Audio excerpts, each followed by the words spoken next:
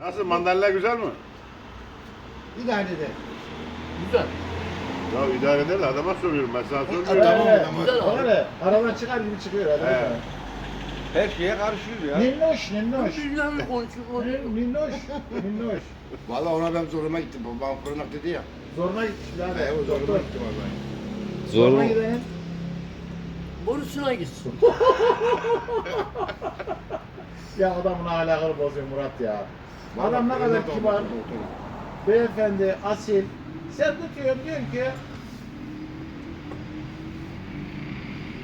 yok şöyle böyle diyor. O ne diyor, sen ne diyorsun? Yoksa ben fırınak mı diyeyim birader? Ya yeter be. Ama fırınak Yeter git şöyle otur. Kafanı Rahatına bile bak kendi ya. rahatına bak ya. Uzaklaş oradan şöyle. Kafamızı dinleyelim ya. Ama ona ben zoruma He, gittim. git kafamızı dinleyek ya. Fırınak dedi Çok bana. ısrar ediyor ya. Kafamızı dinleyek. Minnoş ya.